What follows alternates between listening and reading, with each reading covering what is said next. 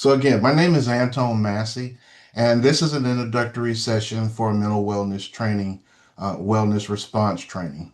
This is offered through the MindBridge Institute in affiliation with the Florida A&M University College of Pharmacy and the Pharmaceutical Sciences Institute of Public Health and the Florida Blue Grant. Now, over the next 60 minutes, we're going to explore practical human-centered framework called the SAFE model. Now, this is a non-clinical response structure designed to help everyday people recognize emotional distress, respond with compassion, and guide others toward appropriate support. Now, before we begin, please make sure that you can see and hear me clearly, and we'll be asking questions in the chats and polls today. So make sure that those panels are accessible as well. Now, this training is designed for a wide range of people: students, instructors, professionals, community leaders, peer supporters, and ministry workers. So as you can see, we cover essentially the community. You don't need a mental health background to benefit from this training.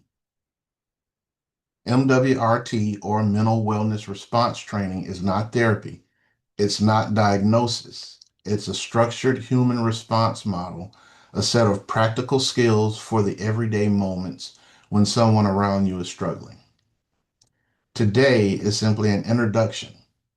Think of it as an overview of what MWRT is, why it matters, and how the SAFE model works. Now, our full training offers deeper practice, additional continuing education credits, and certification pathways. So I would like to invite you to explore our website at themindbridgeinstitute.org. And I heard earlier that we had visitors here from several different regions of the world. So if you would, in the chat, just share with us some of those areas in which you guys are joining us from here today.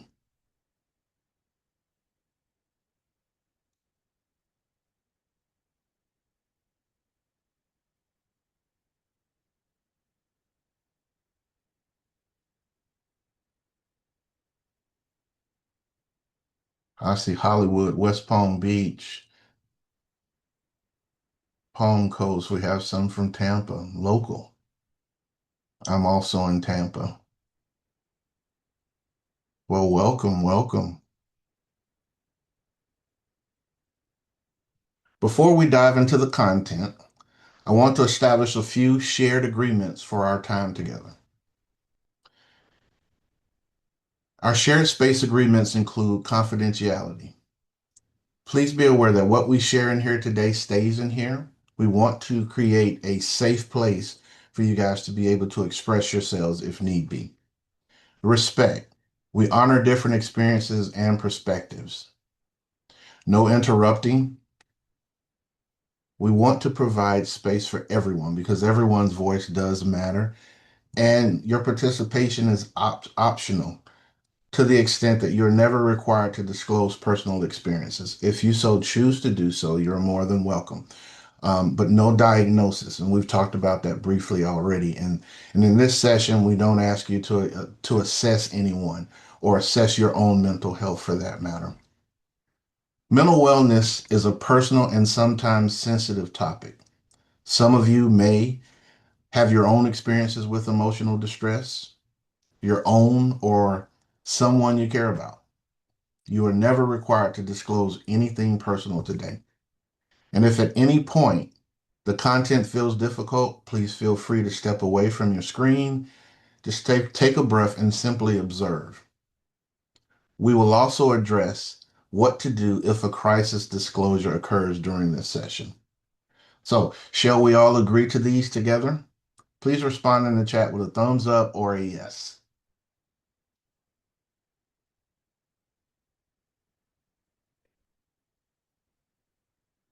Wonderful, wonderful. I see some yeses and some thumbs up. Good, good. So by the end of this 60-minute session, you'll be able to achieve 4 specific learning objectives. Now, these objectives are designed to be practical and immediately applicable, not clinical, nor are they theoretical.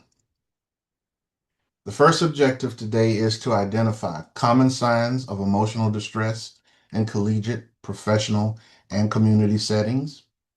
Describe the purpose, scope, and limits of MWRT as a non-clinical support framework. And third, apply the four-part SAFE, SAFE model to a brief support conversational scenario.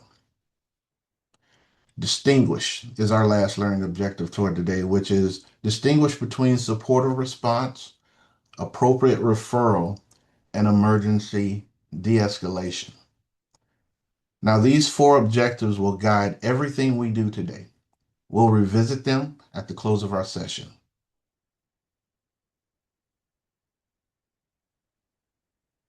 So why does this training matter? Let's start with some context. Mental health challenges are common across every environment: classrooms, workplaces, faith communities, and neighborhoods. Research consistently shows that most people experiencing distress do not immediately seek professional help. Instead, they turn to someone they trust: a teacher, a friend, a coworker, a supervisor, or a community leader. In short, they usually turn to you. That means that oftentimes you are the first point of contact. And what you say and what you don't say in those first few moments can significantly influence whether a person feels seen and supported or dismissed and alone. MWRT is designed to specifically for that gap. It's not therapy, it's simply a bridge. So in the slide, you see there's a chat prompt down at the bottom. We're actually going to pause on that chat prompt, and I want to ask you guys, if you could in the chat, just explain to me your understanding or what is your definition of emotional distress? What does that look like for you, or what does that mean?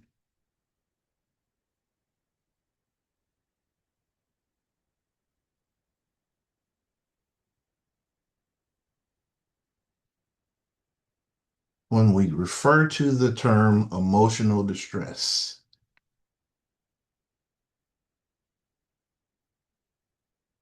I see disconnected between reality, extreme overwhelming feeling, nervousness, anxiousness, disruption to daily life, feeling hopeless, panicked and overwhelmed,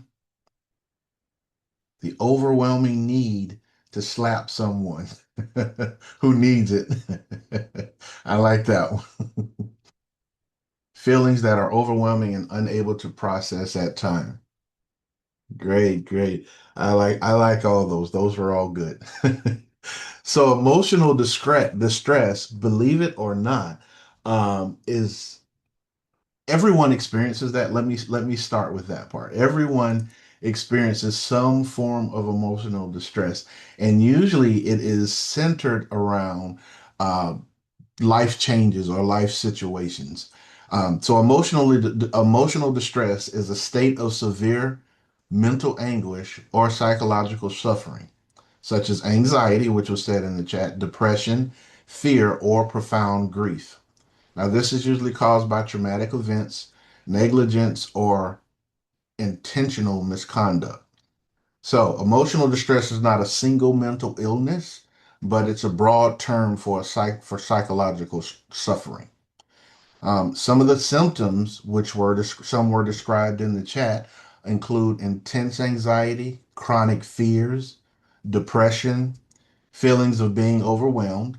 A lot of people responded with that one, or hopelessness, sleep disturbances, nightmares, insomnia, things of that nature, and cognitive difficulties. Now, some of the physical manifestations, it would include, it often presents itself alongside physical illness, or in some cases can cause them. And then the impact on your life. I think a few of you mentioned that in the chat as well. It is often characterized by a loss of enjoyment of life, social withdrawal, and an inability to perform daily tasks. Now, the difference between emotional distress and regular stress, now you have to keep in mind, stress is a typical reaction to our daily life demands. We all experience that. Now, distress occurs when that stress becomes too intense, prolonged, or overwhelmed. So now if we go back to that chat prompt, what do people in your setting first notice emotional distress? Where do you first notice emotional distress? Let's see what we have in the chat.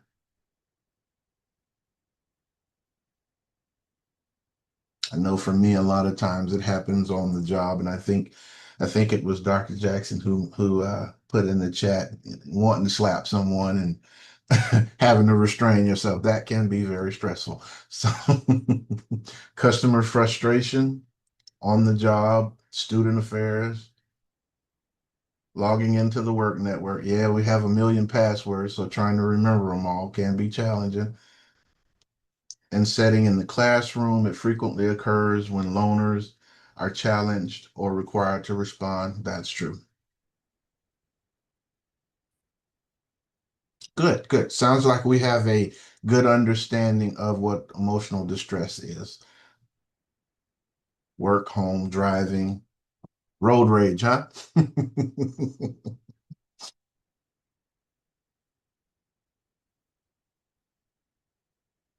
So let's look at emotional distress, what it can look like in a real setting.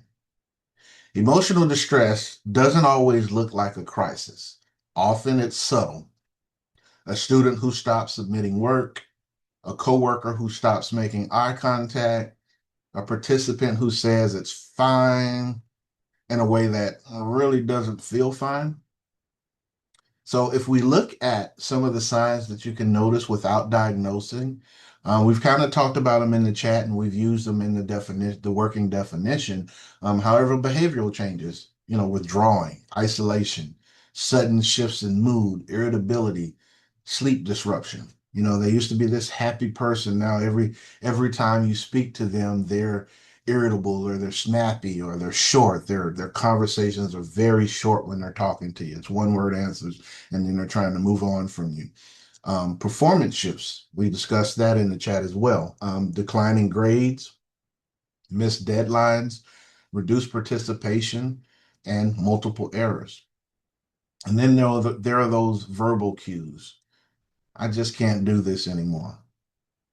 I just don't see the point. Why should I bother? Nobody cares. And then express hopelessness, statements of worthlessness, being a burden, or not wanting to continue. So MWRT teaches you to notice these signs without assuming the worst and without diagnosing. Your job is not to identify what is wrong clinically. Your job is to simply notice the concern early enough to respond with care. Recognition isn't about certainty. It's about paying attention. So now we're going to test your knowledge. And what I would ask is when the poll question comes up, hold your answer until I give you the cue, and then we can start putting your response in the chat. That way we don't influence anyone else's response to that. So our first poll question, which of the following may be a sign of emotional distress? Give you a moment or two to ponder that. Which of the following is a sign of emotional distress? And you can go ahead and enter your response. I see a lot of people are doing that.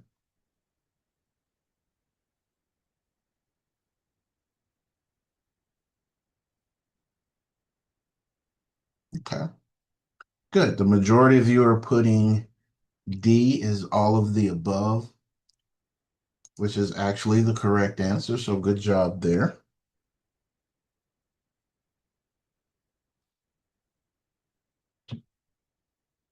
And so our second poll question, true or false? Recognizing emotional distress means you are responsible for diagnosing what is happening. Is that true or is that false?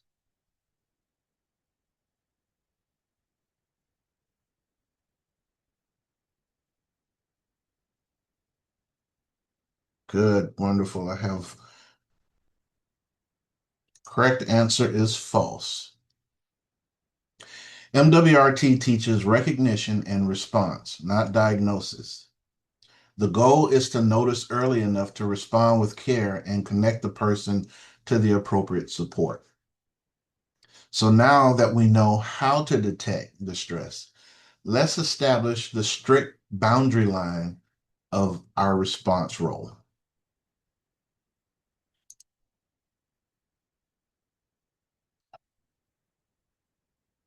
This is one of the most important distinctions in MWRT.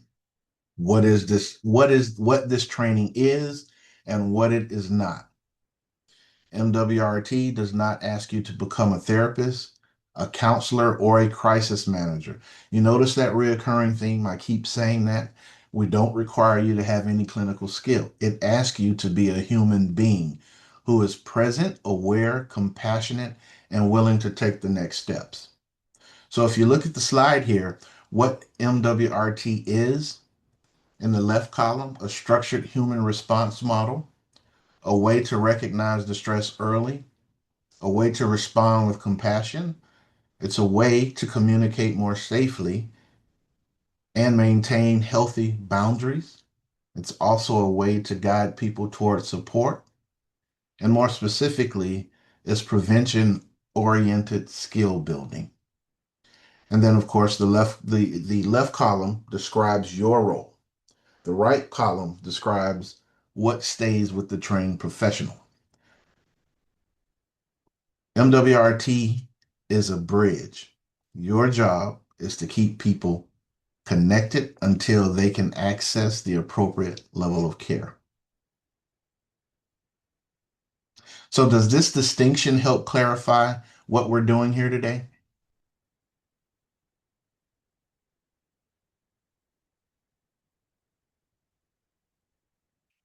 Good, good. So, we have another poll question for you. MWRT is best described as A, a therapy model for mental illness, B, a diagnostic tool, C, a structured non-clinical response framework, or D, a replacement for professional care. Could you put your answers in the chat?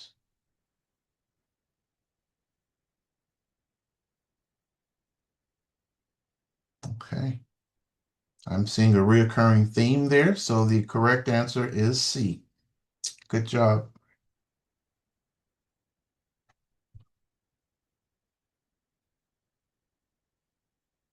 And then our next poll question,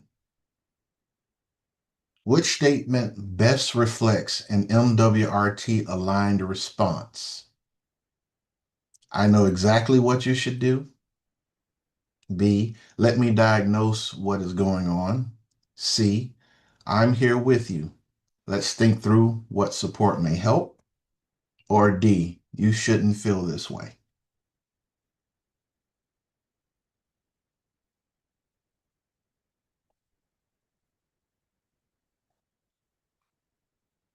The correct answer is C. And you see, C is the perfect illustration of collaborative presence, contrasting it sharply against, let's say, option A, the fixing flex. That's what we call that, the fixing flex. So, well, let me show you how to take care of this. That's not an MWRT approach. So now we're ready to activate our primary operational tool, and that's the SAFE model.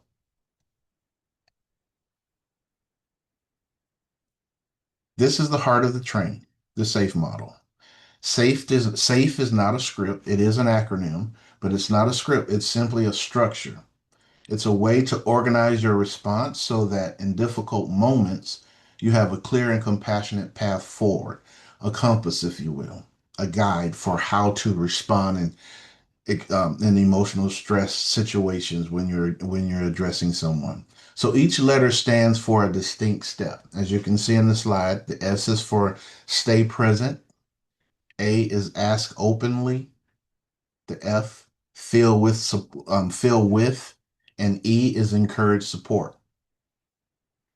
So we will explore each one in depth. But first, notice what SAFE does not include. It doesn't include diagnosing.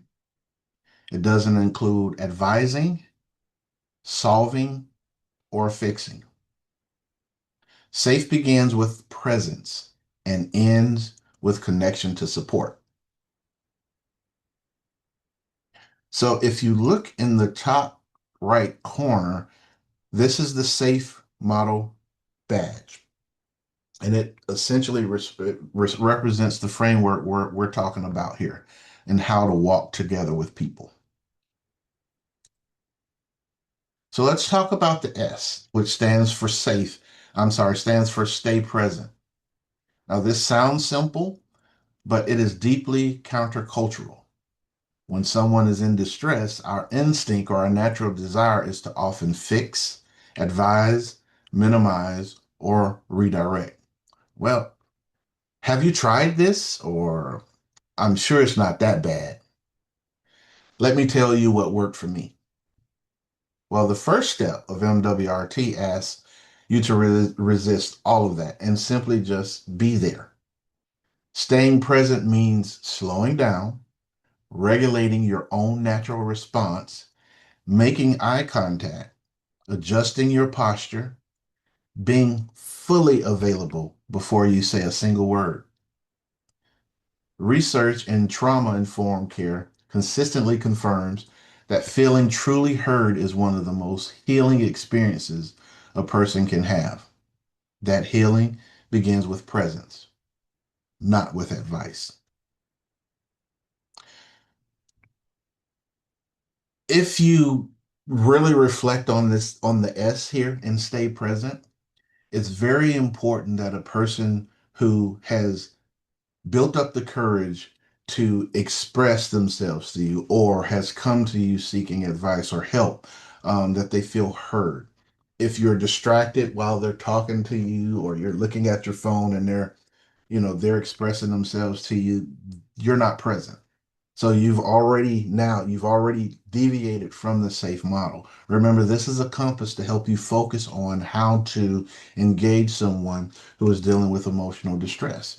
So being present, letting them know based on your body posture, your movement, your engagement, it lets them know that, hey, I am actually here for you. Because once you have conveyed that message to them, it's a lot easier for them now to do what we call what is step A. And that is when we ask openly, they're now able to respond to the things that you're asking them without the one word short answers. So as you can see in the slide, the A in SAFE re, um, reflects on ask openly. So once you are present with someone, the next step is to invite them to share more using open-ended and non-judgmental questions. Notice the difference between the questions that open the conversation and questions that close the conversation. So if you look at the slide, the first one, can you tell me more about what feels hardest right now? Or how long have you been feeling this way? What would feel most helpful to you right now? Questions you don't want to answer or questions that are close-ended or would shut the conversation down or have them withdraw. Here are some examples. You're not thinking about hurting yourself, are you? That's yes or no. That's just a yes or no.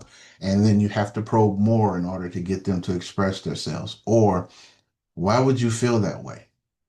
That conveys a feeling of judgment, or you're not really here to support me, you're here to judge me or tell me how what I'm doing or how I'm feeling is wrong. So a leading question like, you're not thinking about hurting yourself, are you? It tends to communicate that what you hope the answer will be, you're kind of leading them towards the answer. It may shut them down. The very disclosure that person needs to make. They may change their minds simply based on your response. Now, an open question like, can you tell me more about what feels the hardest? That invites the person to share without any pressure involved. Remember, your goal is curiosity, not interrogation. We're not here to interrogate them. We're here to show concern and not evaluate. So, what did you notice about the difference between those question types? Any comments in the chat?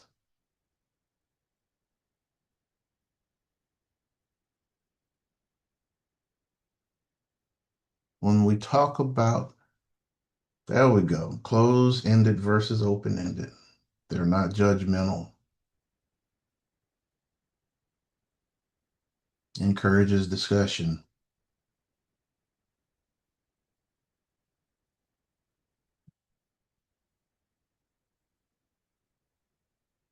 Allows the person to feel comfortable.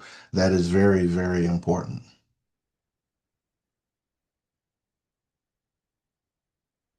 So the F in SAFE stands for feel with. Now, this is about empathy, not sympathy, and not advice. Empathy says, I'm in this with you. I see your pain. I don't have to understand it fully in order for me to honor it. Sympathy creates distance. I feel so sorry for you. But empathy creates a connection. That sounds incredibly hard. I'm glad you told me. If you look at the slide here, the third step, we validate, don't minimize. That sounds really hard. I can see why you feel that way. Empathize, but don't fix. Reflect, don't redirect. It sounds like you've been caring a lot. And then stay with them. Resist the urge to share your own story. In other words, don't turn the situation into examples about you and how you triumph.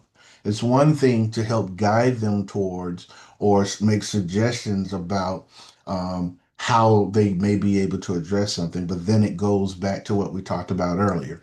We're not here to fix. We're here to be a presence so that we can guide them to the appropriate um, professional help if that is what the situation calls for. Notice that none of these responses involve fixing. We just talked about that. Redirecting, minimizing, or sharing your own experience. Feel with means you stay in their world. Don't pull them into your own. This is also the step where boundary awareness begins. You can feel with someone without losing yourself in their distress. That distinction is very important. And it's something MWR teaches more fully in the complete training. So in short, what we're saying is, you can't adopt the feeling or the impression that you're the only person that can help them. Or you go home at the end of the night and you're restless. You can't sleep until you call and you check on them. And now they've become your purpose in life. That's blurring the boundaries.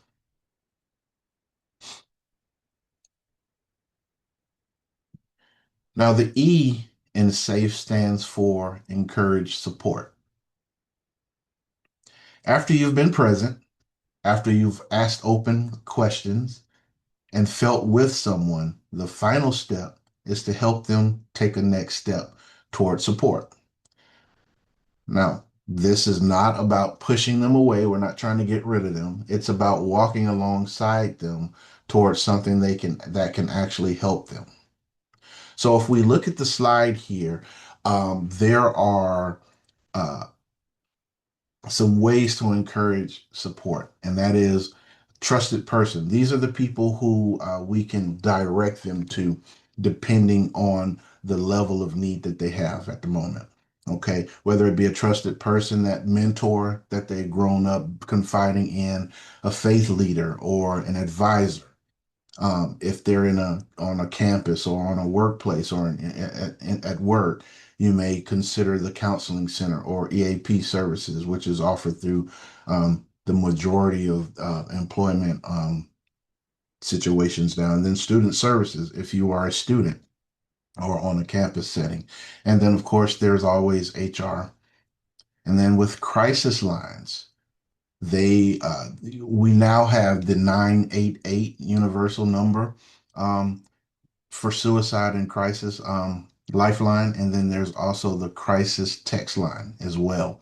Those are also confidential. In most cities and states, there's also the 211 directory, which offers a lot of services and support avenues as well. And then there is always the emergency services. They're always on standby for us.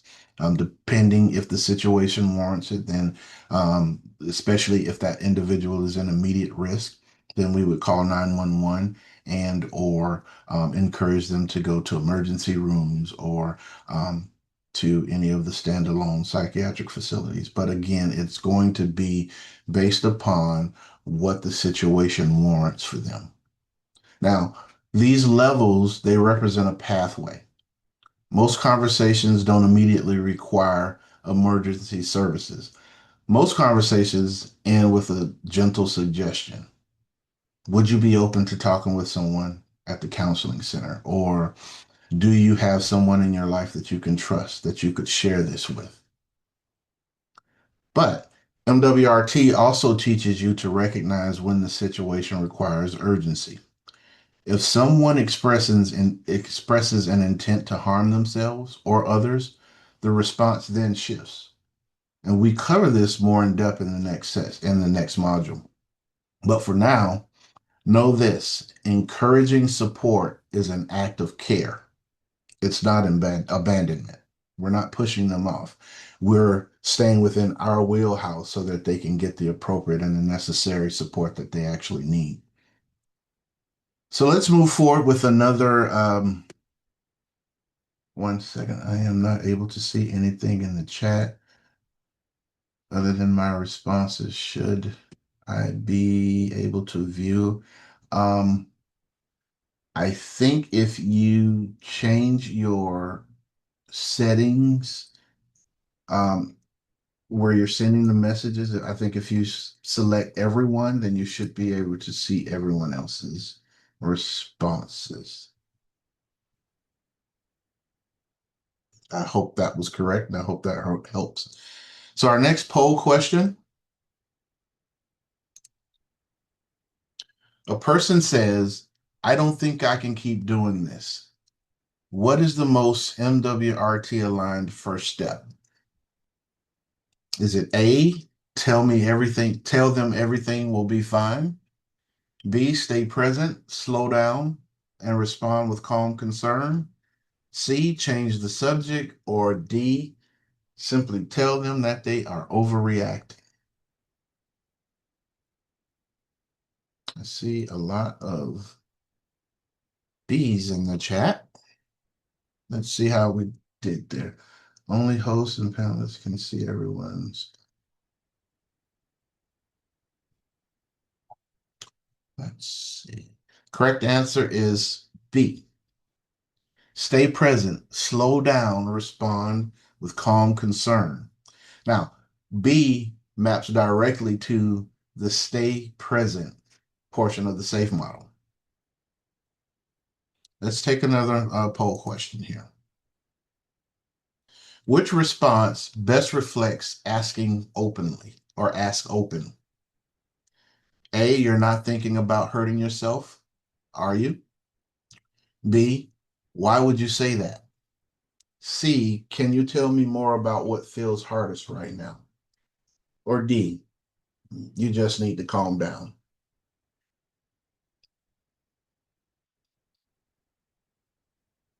Good. The correct answer is C. Option C represents the perfect deployment of which particular model? Which portion of the SAFE model? Can anyone answer that in the chat? That directly responds to S, A, F, or E.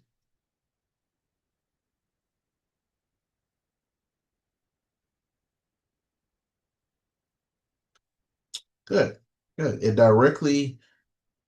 It's a perfect deployment of ask openly, because it creates space instead of closing the conversation, while simultaneously reinforcing the stay present, by showing interest and concern. So I saw a lot of A's, but I also saw some S in there also.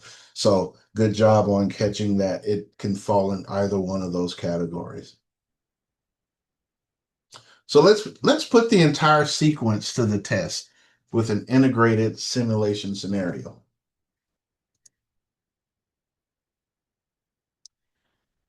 A student or a coworker appears withdrawn, stops participating, and says, "I don't think I can keep doing this." I'd like to invite you to take about 60 seconds to think through these four questions. You can type your responses in the chat, just one word or phrase is fine, or simply reflect privately.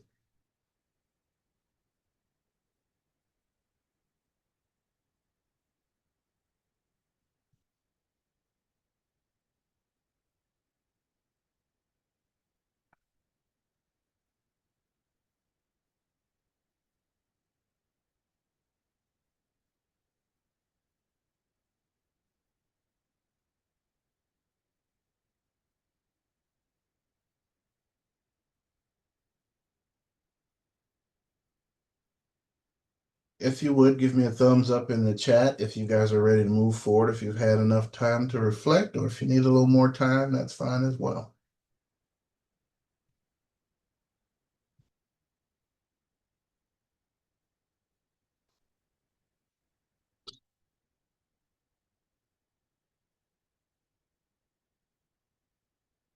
Okay, so let's walk through this together. So the stay present, which is the S, first, I would not rush to speak. I might say nothing for a brief moment, making sure that I'm making eye contact, perhaps leaning slightly forward and let my body say, "I'm here." Communicate to them that, yes, I'm present. How can I help you? And then the A, ask openly. Then I might say, "It sounds like things really feel heavy right now. Can you tell me more about what that's like for you?" You haven't closed the conversation off. You've invited him to share more. You've invited him to open up. One of the things that a lot of people overlook is that when someone is in a crisis situation, or they are in the emotional distress, being able to just voice their concerns or voice how they're feeling lifts a lot of weight. So in this particular step here, we're giving him that opportunity to do that. And then the F, feel with. When they share more, I reflect back. That sounds exhausting. I can hear how much weight you're carrying. I'm really, really glad that you told me. And then the E in the SAFE model, I would encourage support. So finally, you don't have to figure this out alone. Would you be open to connecting with someone at the counseling center? I can help you find the information if that would help. What you're communicating in a response similar to that is, "Hey, I might not be able to help you as much as you need, but I can walk with you to make sure that the support that will truly benefit you, we can connect you with. And I won't leave you, or I will help you achieve that status before this relationship ends, or before this conversation ends." Notice what I did not do. I didn't say it'll be fine. I didn't offer solutions. I didn't share my own story. I didn't dismiss or minimize what they were saying. I was present. I was curious, emphatic, and connected them to appropriate support. So in the chat, I'd like to invite you to share some of the things that you may have noticed in this scenario, or some of the approaches that you would have used in terms of the model, how you would have approached that.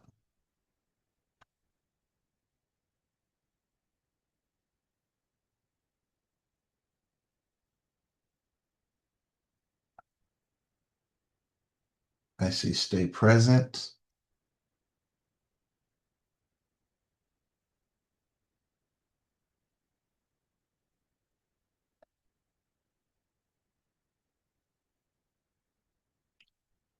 Didn't share my own story. You're encouraged.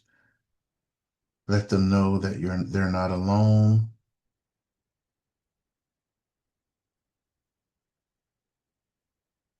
Showed active listening, body language, offered to help find additional help. Good, good. I would have listened and definitely referred to counseling services.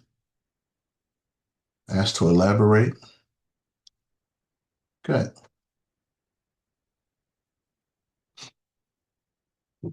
So now, one of the most important and often most difficult parts of MWRT is understanding the role of boundaries. Boundaries are not barriers to compassion. They are simply what makes compassion sustainable. So, referring to the slide, boundaries, referrals, and safe next steps. There is a distinction here. There's a supportive response, there's a referral, and there's emergency escalation. These are the three levels of response that you would apply or consider when you're interacting with someone who is dealing with emotional distress. So, with supportive responses, we listen, we reflect, and we validate, encourage connection to trusted support or campus resources. We spoke about that earlier. But then there's also the referral, which is similar to the supportive response. We strongly encourage professional help, provides resources, follow up, notify a supervisor if appropriate. And this particular level is when there is distress without imminent harm. And then our last category is emergency escalation. And this is when there is an imminent risk of harm, like someone discloses that they want to harm themselves, or they've been considering it, or they've actually made the attempt. So, what you should do is stay calm. Don't leave the person alone, but you should call 911 or campus safety or security and notify designated personnel. The important thing to remember here is in situations like this is where your role shifts. We do not promise secrecy. We make it clear that in this particular instance, I need to help you ensure that you're safe and you're okay. So we're going to make that conversation. We're going to make that call. Now, these three levels, they represent a spectrum. Most everyday situations call for a supportive response, which is that first category. Some do require referral, and a small number require emergency escalation. MWRT teaches you to make that distinction so you can respond appropriately without either underreacting or overreacting.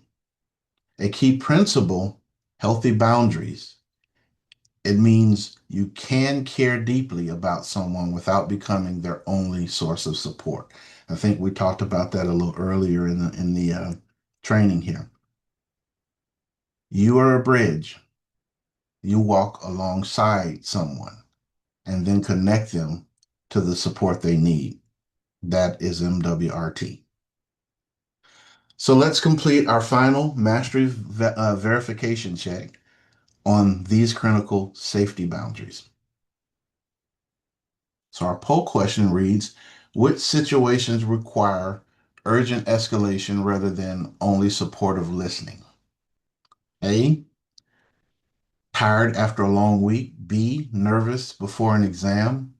C, expresses clear intent to harm self or others. Or D, stressed after a long day.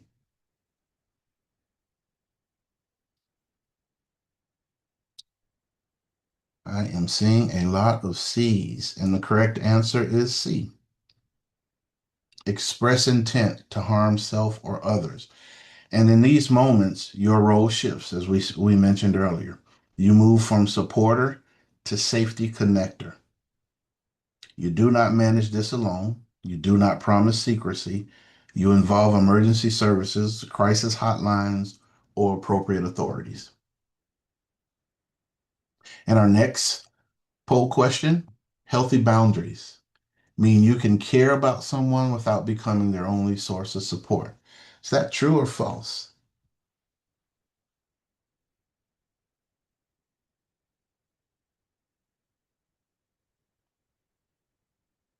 Okay. See a lot of truths in there, so let's see. Correct answer is C. Healthy boundaries mean you can care without being someone's only support. If at any point, a, if at any point, you've seen something, heard something that's concerning, don't ignore it. Thank you for sharing your time with me. Thank you for your attention. If you are interested in learning more about MWRT or the MindBridge Institute, please visit our website. I will actually put it in the chat if I can get my keyboard to wake up. There we go.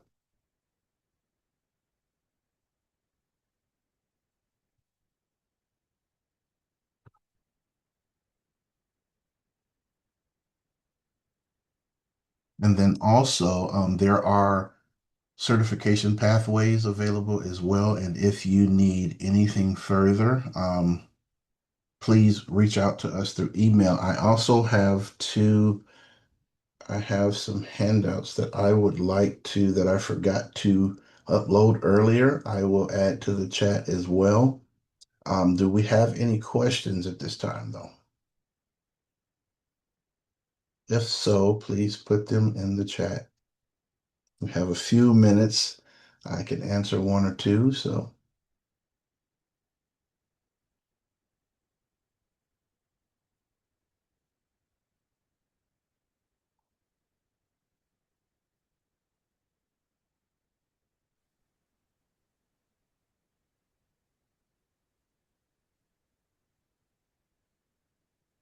how do you separate your feelings from your patients? That is a great question. And what I would share with you is it's okay to feel with, but not for.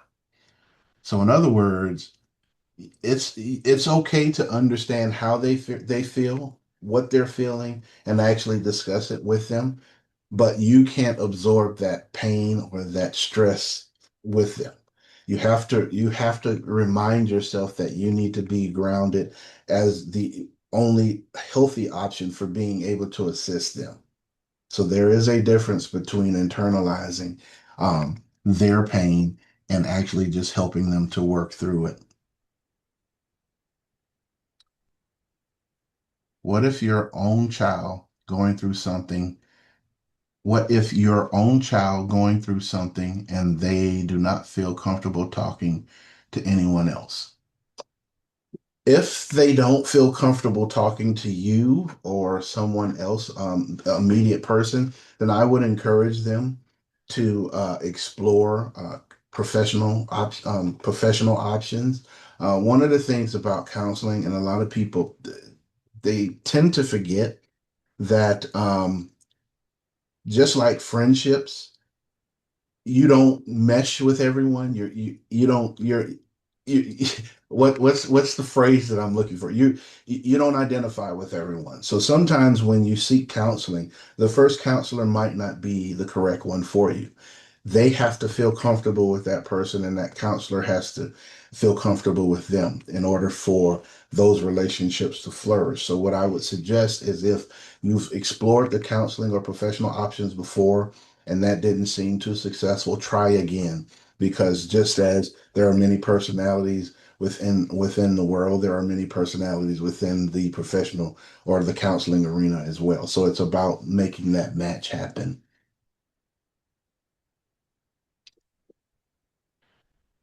Okay, with that being said, let's see. How can I remember all this? in an emergency situation? That's a great question. And so what I would say to you is our program, the SAFE model, I think I said this earlier in the training, it's a compass. There is no script. There is no right, there is no to-do list. There's not an A, B, C, or D. This is a guideline to help you to interact with individuals and ask them open questions and simply be present. If you really truly think about it, you do this on a daily basis, whether it's a crisis situation or just someone wanting to share, something that they've experienced. When someone says, let me tell you about my day, you're leaning in, you're listening, you're showing that posture of interest. So these are things that you do naturally. When they start sharing their story, you start asking questions because you want to know more, right?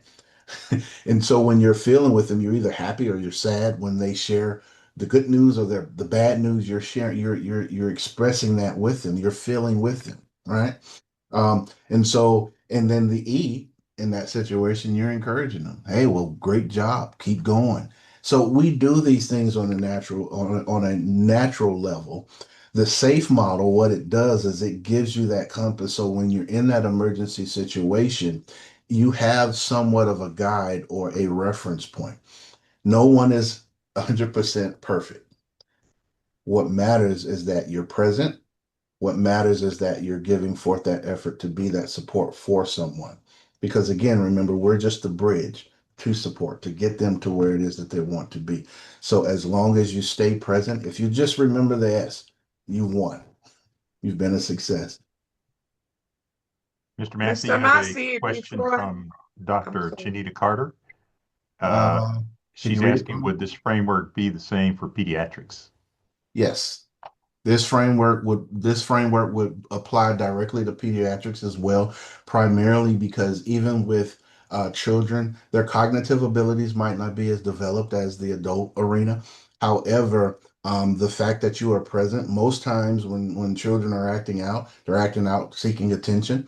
And with that being said, that presence is what can aid in that situation. But this is very applicable to that setting as well, especially when they get in their tantrum or acting out modes. Mr. Massey, Yes, would ma'am. you be able to put your email address in the chat?